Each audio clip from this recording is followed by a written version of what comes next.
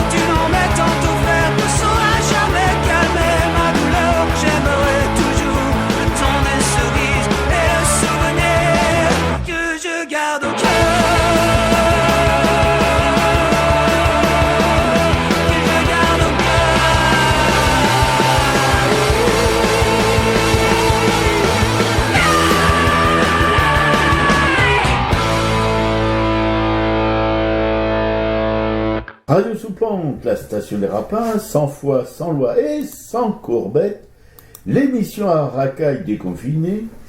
Et nous sommes le mardi 9 juin 2020. Le fond de l'air est un peu plus frais qu'il y a quelques temps, et c'est tant mieux. Vous venez d'écouter le temps des cerises du groupe Noir Désir, et nous allons essayer, ma camarade de combat et moi, au cours de cette émission, de porter un regard en marge sur l'art et de dénoncer les sales coups de la politique politicienne en toc. Oui, bonjour tout le monde. Donc je rappelle nos coordonnées pour nous joindre par mail artracaille@orange.fr ou le répondeur de Radio Soupente au 01 41 95 20 96. Alors on est content de vous retrouver, on a eu un petit peu d'interruption, on n'a pas chopé le Covid, voilà, et on se remet au boulot. Et aujourd'hui une émission qui va être consacrée à Émile Nolde, une rediffusion d'une émission qu'on avait faite il y a quelques années.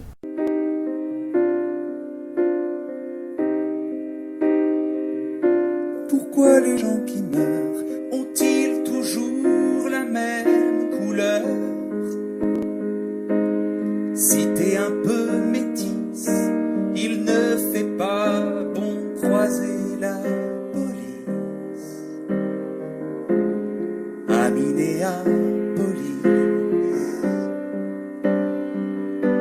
Pourquoi les gens qui meurent supportent-ils si mal la douleur ? C'est quand même des petits joueurs, même pas capables de tenir 7 minutes. Le poids d'un homme sur la nuque.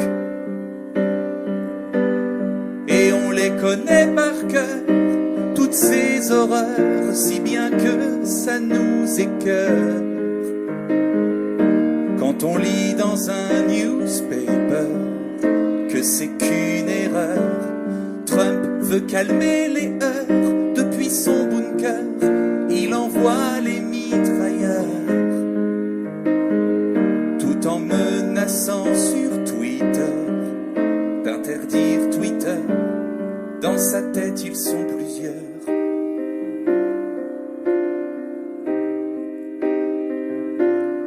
Pourquoi les gens qui meurent ont-ils toujours la même couleur? Mais c'est qu'aux USA, c'est pas chez nous qu'on verrait ça, n'est-ce pas? Camélia Jordana. Pourquoi les gens de couleur attirent autant matraque, taser? C'est que c'est dans leur nature, car on vous le jure, y a jamais eu de bavure. Parole de Castagnère. Dire que si en 2020 t'as le teint trop brun, tu crèves pour 20 balles pour un rien. Et que pendant ce temps, Balkany dort à Giverny. Et moi je comprends pas vraiment, c'est étonnant. Et quand je croise des agents, ils me tabassent très rarement. Tout ça parce que je suis blanc, je suis dans le camp de Didier l'Allemand.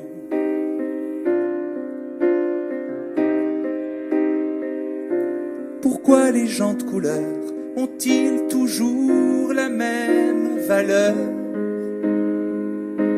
Bon qu'à être footballeur, vigile, rappeur, chauffeur, livreur, voleur. Et le bruit et l'odeur. Pourquoi ceux qui les tuent finissent rarement en garde à vue? Quand la justice hésite, on oublie vite quelques morts, quelques tweets.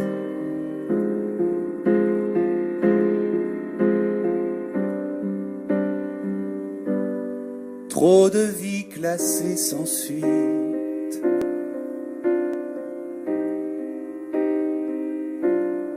Trop de vies classées sans suite. C'était les Goguettes en trio mais à 4 qui chantaient Les gens qui meurent. Alors pour ceux qui connaissent pas ce groupe, il est vraiment à découvrir. Ils sont ils sont excellents. Ils travaillent à partir de parodies et à chaque fois ils sont en plein dans l'actualité avec des paroles touchantes mais aussi souvent engagées et drôles. Et toujours évidemment sur Radio Sous-Pente, l'émission Araka, nous allons poursuivre avec les mots. Un petit texte consacré à l'air ambiant, qui, comme vous le savez, est assez irrespirable.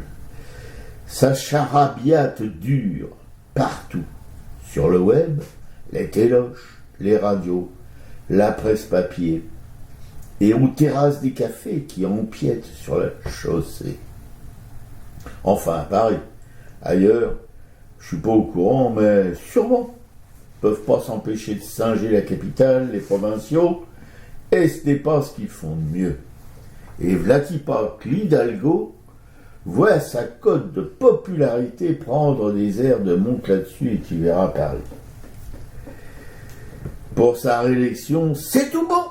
Mais enfin, les parigots tête de veau n'y couperont pas. Ils échapperont à Dati et Buzine, mais pas à la vioque de Tel Aviv-Plage et de la place de Jérusalem. Et bien fait pour leur gueule aux Parisiens tête de chien. Pauvre clébard, pardon, vous impliquez dans cette histoire de con. Bref, comme d'hab, rien ne change. Virus hors note virus, les humains se tapent toujours allègrement sur la gueule, surtout les flics, sur la tronche débronzée. De la Pennsylvanie à ici, il ne fait pas bon d'être barbouillé de noir, ou d'avoir les cheveux frisés et le teint basané, ou d'habiter le 49.3. Non, pardon, le 93, le 9.3. Je confonds. Enfin bon, 49.3, 9.3. Ou toute autre cité des périphéries de nos grandes villes. Et pour tous ces contrôles aux faciès, c'est un bonus de la pandémie. Et notre faillant préfet de Paris, cela ramène avec son couplet sur les non moins vaillantes forces de l'ordre, remparts de la République, et de rappeler leur conduite exemplaire durant la dernière fraternisation franco-allemande. Et aussi, et là il faut le faire, leur participation héroïque durant la résistance.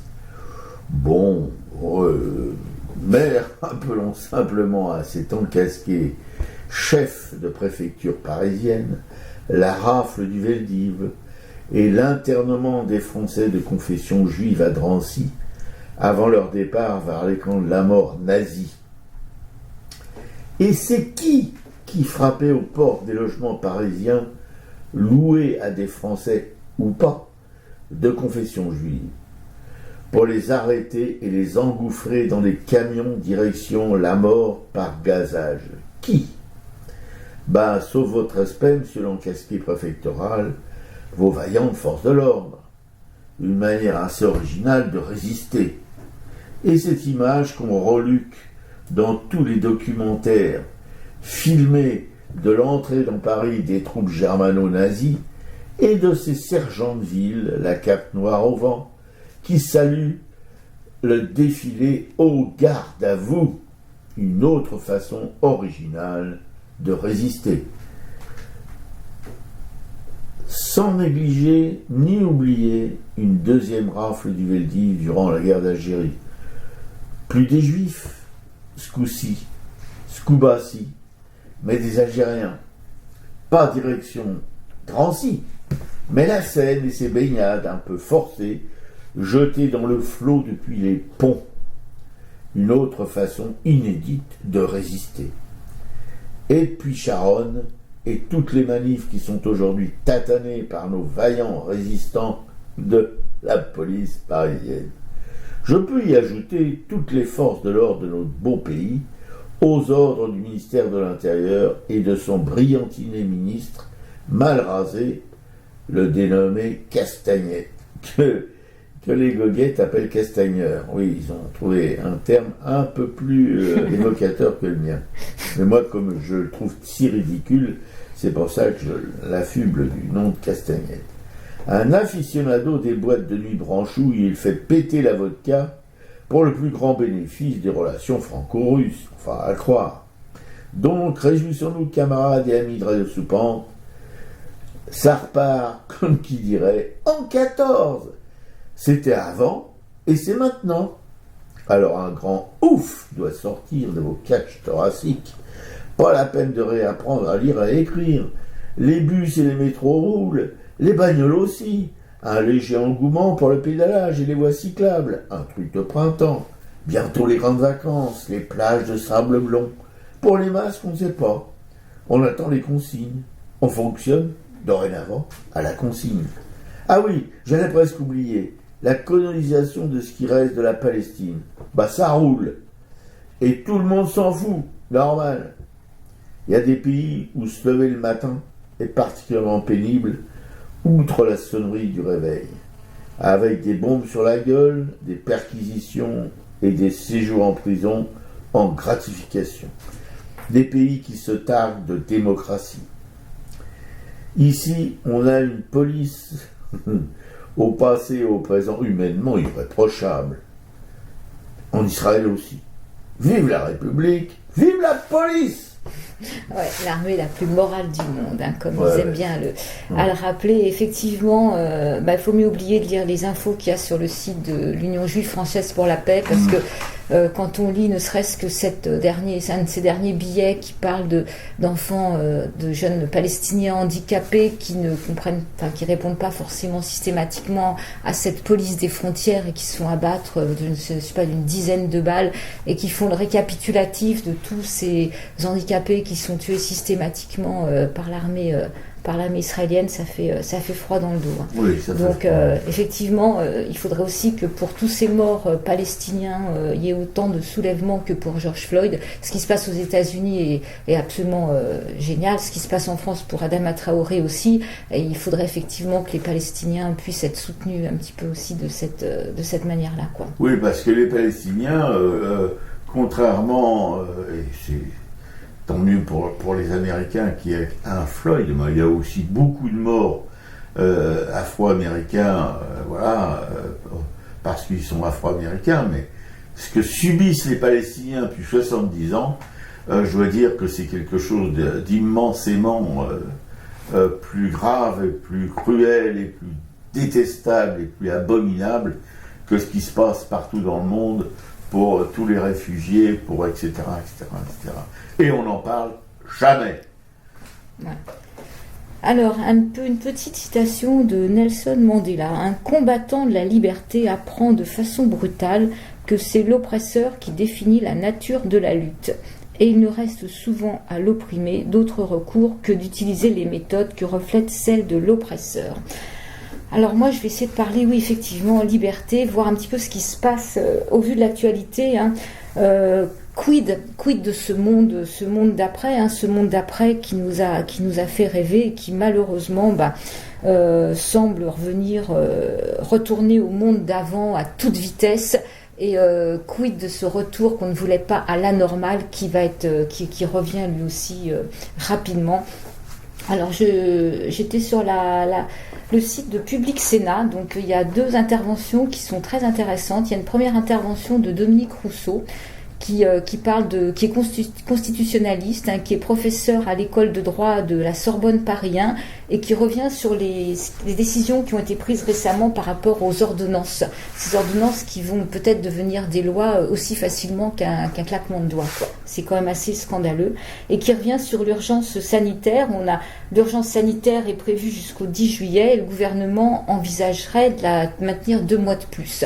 Donc pour lui, effectivement, quand on parle d'état d'urgence, on parle forcément de restrictions de liberté, alors que cette phase 2 du déconfinement, et au vu des chiffres actuellement, on voit bien que cette maladie, ce virus, cette épidémie est en train de régresser, et que de toute façon on retrouve nos libertés puisqu'on n'a plus les 100 km, les bars réouvrent, et que même Édouard Philippe le déclarait lui-même, la liberté va redevenir la règle et l'interdiction constituera l'exception.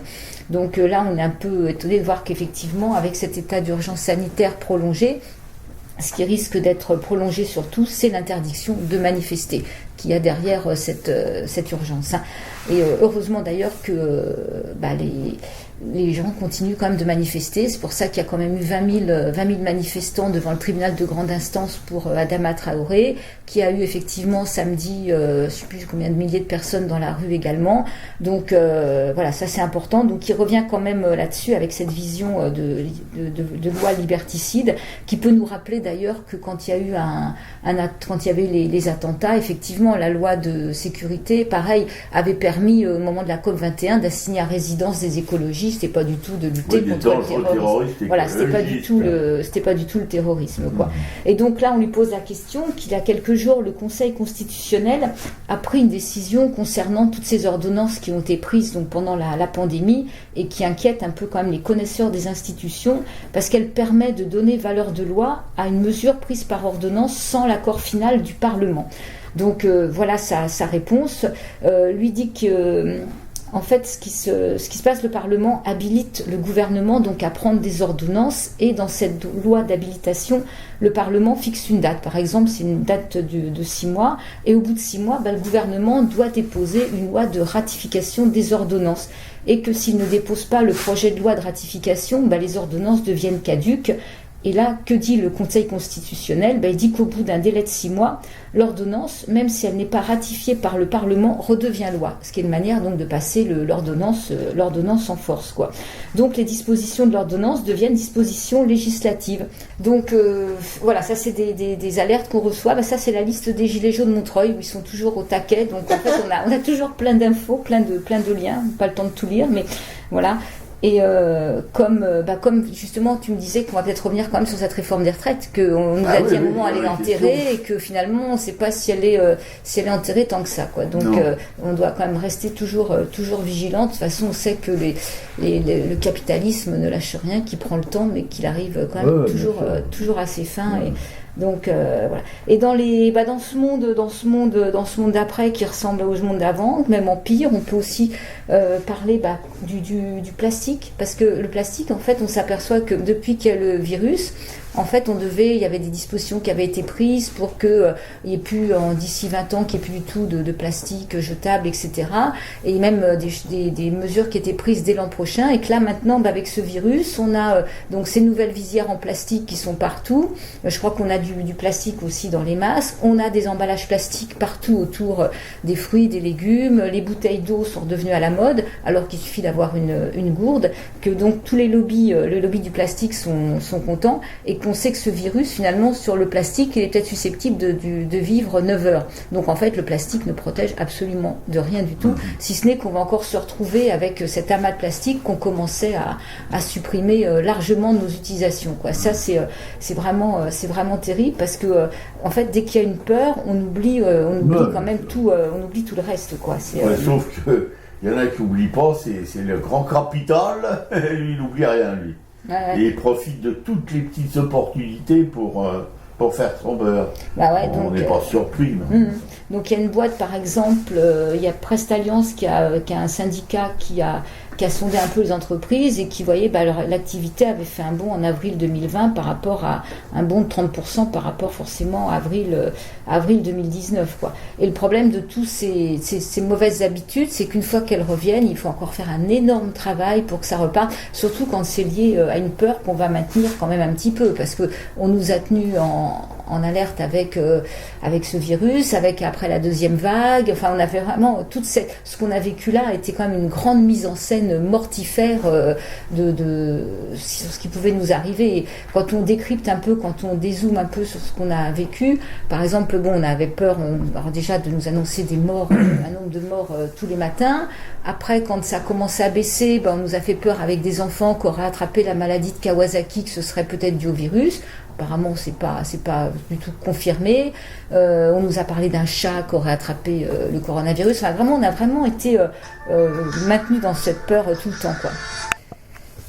Voilà, donc tout ça pour faire un presse-papier qui part un peu dans tous les sens. C'est vrai qu'il y a eu beaucoup de choses à raconter, des choses qu'on oublie, mais on reviendra régulièrement donc sur cette actualité du monde d'après.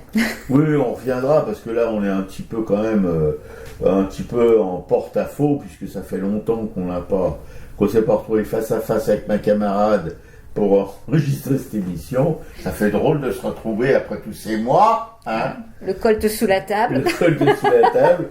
Voilà, non, tout ça va se remettre sur les rails, de toute façon.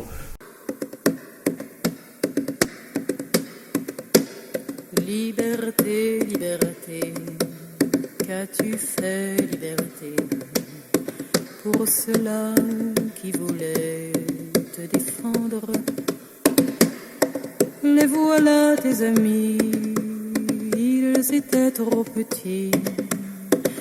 Et demain le bourreau va les pendre. Ils aimaient bien leurs enfants, ils aimaient bien leurs parents, et pas qu'un peu le vin rouge et l'amour, mais quelque chose manquait qu'ils ne pouvaient expliquer.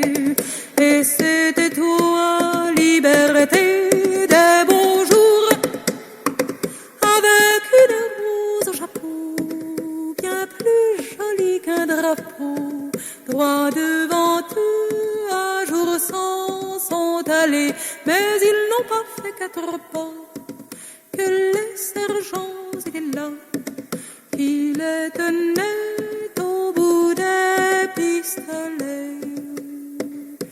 N'as-tu pas de visage, liberté, l'un joyeux, l'autre grave, liberté, liberté, liberté, qu'as-tu fait, liberté, pour ceux-là qui t'ont cru sur parole?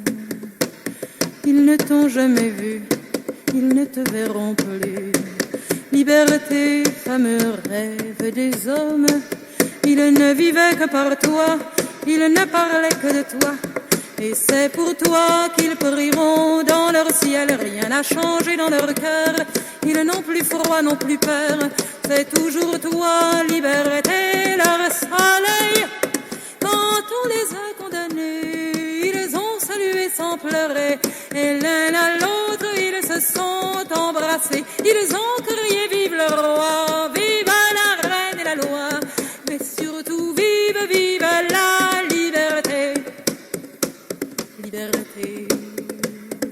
liberté.